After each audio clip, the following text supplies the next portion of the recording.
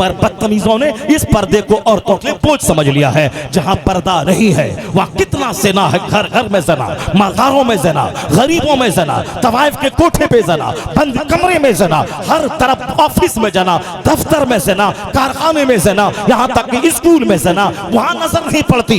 वह कानून पर्दा का मजाक उड़ाने वाला सारी दुनिया ज़िना से भर रही है। तुम्हारे पास एटम बम है, फोर्स है, जज है, कचहरी है, पुलिस है, रोक नहीं पाता है। नहीं रोक पाएगा खुदा की कसम। एक ही कानून है मुस्तफा का, कानून पर्दा। अगर वह नाफिज हो जाए बगैर पुलिस की मदद के ज़िना रुक जाएगा, हिफाजत कायम हो जाएगी। इस औरतों के बारे में हदीस पाक सुनिए। सरकार फरमाते हैं मन सामत शहरहा व सल्लत खम्सहा व ताअत बालहा व अहसनत फर्जहा, यानी औरतें 4 काम करें। जन्नत के 8 दरवाजे हैं। एक दरवाजे का नाम बाबुर रैयान है, उससे सिर्फ रोजेदार दाखिल होंगे। तो सुनिए, औरत मर्द तो समझ गए कि मर्द कौन अच्छा, औरतें कौन अच्छी हैं। जन्नत के 8 दरवाजे हैं, अलग अलग दरवाजों से सब गुजरेंगे, मगर जो औरत सिर्फ 4 काम कर ले। आया है हदीस पाक में कि 5 वक्त की नमाज पढ़ना फर्ज है, इसको तो पढ़ना ही है। इज़ा सल्लत खम्सहा, जब औरतें 5 वक्त की नमाज पाबंदी से पढ़ें, कोई रुआयत नहीं। जो हर महीने कमजोरी है, जिन दिनों में नमाज पढ़ना उसके लिए माफ है, वो तो शरीयत की तरफ से माफ है। यानी जब बच्चा पैदा हो तो जो नफास का खून आता है उसकी कम से मिनिमम मुद्दत 10 दिन है, मैक्सिमम 40 दिन है। और जो मंथली वो ब्लड आता है उसकी मिनिमम मुद्दत 3 दिन है, मैक्सिमम 10 दिन है। और फिर जब उसके खून बंद होने की आदत हो उन दिनों में नमाज माफ है, मगर रोजा माफ नहीं है। रोजा का महीना अगर है तो रोजा न रखे, मगर जितने रोजे कजा हुए हैं वो बाद रमजान उस रोजे को अदा करे, मगर उन दिनों की नमाज कजा करने की जरूरत नहीं है, क्योंकि ये हर महीने की कमजोरी है। रोजा तो चूंकि साल में 1 महीना आता है, इसलिए उसको तो कजा करना पड़ेगा, मगर नमाज की कजा उन दिनों की उसके लिए नहीं है जिन दिनों में वह पाक है। नमाज पंचगाना पाबंदी से पढ़े। और हुजूर फरमाते हैं इज़ा सल्लत खम्सहा व सामत शहरहा, साल में या 12 महीने में 1 महीना जो रोजे का आता है, अपलिफ्टमेंट का, रूहानी तरक्की का, गुनाहों से बचने का, पूरी दुनिया में जो नेकियों की मौसम में बहार आ जाता है। जिस तरह सावन भादों में बारिश होती है, फसलें लहलहाती हैं, उसी तरह माह रमजान में शयातीन जकड़ दिए जाते हैं और फिर रहमतों की झूम के बारिश होती है, जहन्नम के दरवाजे बंद हो जाते हैं। एक नेकियों की का मौसम में बहार आ जाता है, नेकियों की बहार आ जाती है। तो उन महीनों में औरतों को तो चाहिए तिलावत में, इबादत में लगाएं। जिन दिनों में रोजा नहीं रखी है वो उन दिनों में भी तिलावत कर, उन दिनों में भी वो कलमा शरीफ पढ़ती रहें, दरूद शरीफ पढ़ती रहें। नमाज नहीं पढ़ेंगी मगर कलमा पढ़ें, वजू करके मुसल्ले पे बैठ जाएं, 1000 बार दरूद शरीफ पढ़ लें, 1000 बार कलमा शरीफ पढ़ लें। नमाज पढ़ना मना है, लेकिन कलमा शरीफ पढ़ना मना नहीं है, दरूद शरीफ पढ़ना नहीं है। इसलिए मैं औरतों को मशवरा देता हूं कि अगर आप जिन दिनों में आप कमजोरियों में रहती हैं, अगर आप सोई पड़ी रहेंगी, नमाज नहीं पढ़ेंगी, तो घर के सारे लोग जान जाएंगे भाई इनको महाना खून यानी हैज आ रहा है। लेकिन अगर आपने पाबंदी से जिन दिनों में कमजोर है वजू किया, मुसल्ले पे बैठ करके अगर आपने 10 मिनट तक दरूद शरीफ पढ़ता रहा, तो घर वालों को पता तक नहीं चलेगा कि इनका हैज कब आता है, कब बंद हो जाता है। और फिर नमाज पढ़ने की आदत भी बनी रहेगी, आदत बनी रहेगी 5 वक्त। वरना इनकी सुस्ती का ये आलम है कि कमजोरी का बहाना बना के सोई पड़ी रहती हैं, वह पाक हो जाती हैं, नमाज फर्ज उसके बाद हो जाती है, उसके बावजूद भी वो नमाज नहीं पढ़ती हैं, 2-4 दिन और गैप कर देती है। उन आदतों को बरकरार रखने के लिए जिन दिनों में नमाज नहीं पढ़ना है उन दिनों में वुजू करके मुसल्ले पे बैठ के 1000 बार दरूद शरीफ पढ़ें 10-20 मिनट में, ताकि नेकी भी जारी रहे और मुसल्ले पे बैठने की आदत भी आपकी चालू रहे। तो जो आया है हदीस में कि 5 वक्त की नमाज पढ़ें और पाबंदी से रमजान के रोजे रखें। वो ताअत बालहा, जिस शौहर के यहाँ खा के पी के रह के रानी बन रही है, उस शौहर की बात माने। चटक चटक शौहर की सारी बात की कटिंग नहीं कर दे।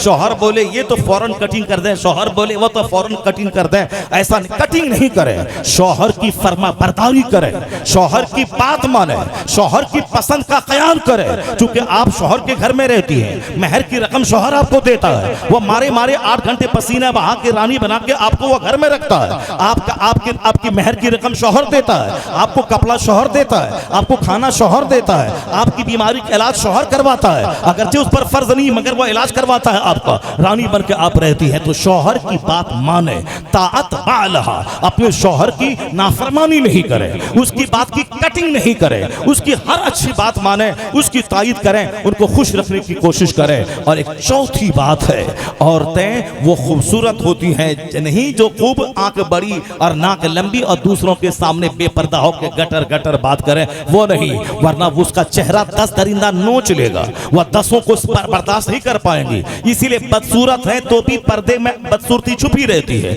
और खूबसूरत है तो 10 दरिंदा नोचेगा तो भेड़िया बना के खा जाएगा। इसीलिए पर्दा डालें ताकि आपकी खूबसूरती भी छुपी रहे, और इन दरिंदों से अपने आप को आप बचा के रखें। खूबसूरती भी अगर बेनकाब हो जाए तो 50 लड़के हैं सब चाहते हैं कि मैं इससे फायदा उठाऊं, वो तो मर जाएगी, उसका तो कत्ल हो जाएगा। गैंग रेप भी होता है, कत्ल भी होता, गैंग रेप होता है, वो कत्ल होती है। इसीलिए चूंकि मर्द ठान लेता है कि मुझे इसके पास जाना है, चूंकि मर्द ताकतवर होता है, औरतें कमजोर होती है, उसको प्रोटेक्शन की जरूरत होती है, इसीलिए उस पर पर्दा जरूरी है ताकि उसकी इज्जत महफूज रहे। अगर यह बेपर्दा हुई तो जिससे वह बात करती है कि हमको यह मेरी मदद कीजिए, वही उससे वो सवाल करता है कि आप मेरी ख्वाहिश पूरी कीजिए।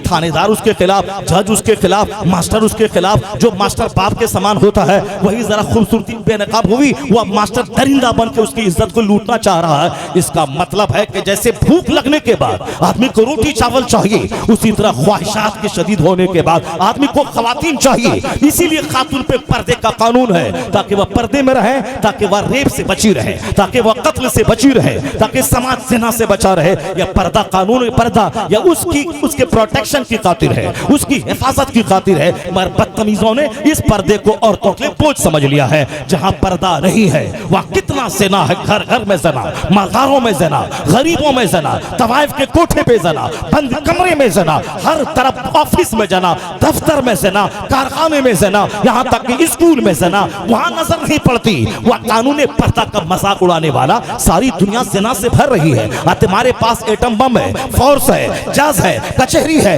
पुलिस है, रोक नहीं पाता है, नहीं रोक पाएगा खुदा की कसम। एक ही कानून है मुस्तफा का कानून पर्दा, अगर वह नाफिज हो जाए बगैर पुलिस की मदद के ज़िना रुक जाएगा, हिफाजत कायम हो जाएगी।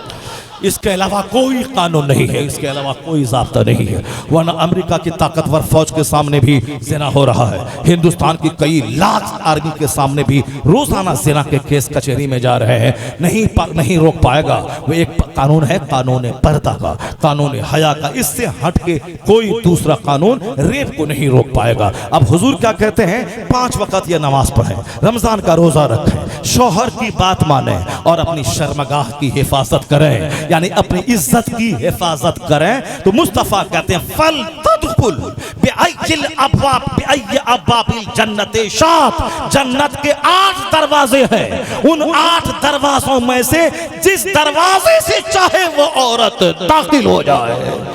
8 दरवाजों में से जिस दरवाजे से चाहे वो औरत दाखिल हो जाए।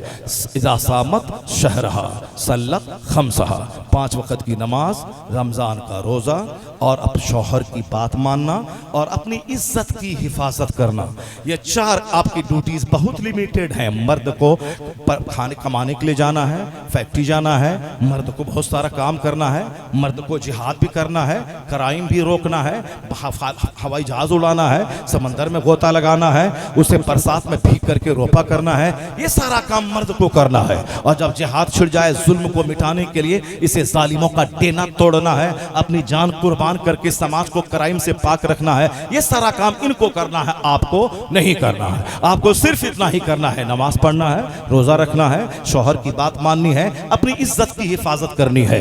बस ये 4 काम करें, जन्नत के 8 दरवाजों में से जिसमें चाहे दाखिल हो जाए।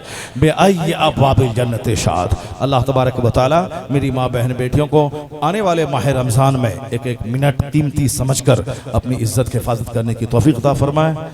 और अपनी इज्जत की हिफाजत करें। मर्द जितने लोग हैं वो समझ लें कि 50 साल अगर आपके हो गए तो बिल्कुल आपका एक पांव कब्र में लटक रहा है। किसी भी टाइम में मौत का हरकारा आएगा, आप मर जाएंगे, सारा प्लान अधूरा रह जाएगा और आप चले जाएंगे। और फिर जब आप नमाज पढ़ने लगेंगे, धीरे धीरे आपके दिमाग में बात आती रहेगी क्या करना है, क्या नहीं करना है, क्या गलत हो रहा है, क्या गलत को रोकना है। उसी तरह बेशुमार बातें जो गलत समाज में परवान चढ़ रही है। काफिरों के यहाँ से हमारे यहाँ मुतालबा जहेज आके घुस गया है। जहेज का मुतालबा करना, औरत हमारे लिए तोहफा है। अगर अल्लाह ताला औरतों को पैदा न करे तो हम लोग मर्द तो तलब के मर जाएंगे, जिंदा नहीं रहेंगे। सोने का घर है, औरत नहीं तो बेकार है। तो जो औरत हमारे लिए गिफ्ट है, अल्लाह की तरफ से तोहफा है, जो औरत हमारी बीवी है, जो औरत से हमारे बच्चे पैदा होते हैं, जो औरत मेरी माँ है, ये इस कदर तोहफा अल्लाह हमें दे रहा है। 50 खरब रुपए का मकान बेरौनक है। अगर उस घर में बीवी नहीं हो तो फिर उस औरत के बदले में मोटरसाइकिल लेना, उस औरत के बदले में घड़ी लेना, उस औरत के बदले में कार लेना, उस औरत के बदले में औरत के बाप को सता कर वहां से साहब फर्नीचर लेना, कुर्सी लेना, सोफा लेना, ये सता कर ये सेब नहीं देता। मुतालबा जहेज हराम है, उसे हराम समझ। तू अपने पैसे से खरीद के मकान बना, गाड़ी खरीद, घराटो घड़ी ले, फ्रिज ले, वॉशिंग मशीन ले, उसके बाद एक जन्नती खातून जन्नत से निकाह करके अपने घर में ले आ और बोल उसे ये घर मेरा है, रानी बन के तू रह, या फ्रिज मेरा है, रानी बन के तू पानी पी, या सोफा मेरा है, रानी बन के तू बैठ। मालूम है अगर तू जहेज को हराम समझता रहा और तू एक लड़की को तू अपने घर में लाया और अपनी कमाई से सारा सामान खरीदा तो तलाक मरते दम तक वाक़ई नहीं होगी। अगर तूने जहेज नहीं लिया तो औरत अपना दिल तेरे पांव के नीचे बिछा देगी, न तलाक होगी न तकरार होगी, जिंदगी भर जन्नत का मजा ले। नारे तकबीर, नारे रिसालत, उलमाए अहले सुन्नत, मुफ्ती शहरयार साहिब क़िबला, नारे रिसालत। अल्लाह तबारक व तआला हमको और आपको सबों को नेक बनने की तौफीक अता फरमाए। जितनी भी कमजोरियां हैं, जितनी भी बीमारियां हैं, धीरे धीरे सारी बीमारियों से मुस्लिम समाज को पाक रखने की हम सबों को तौफीक अता फरमाए।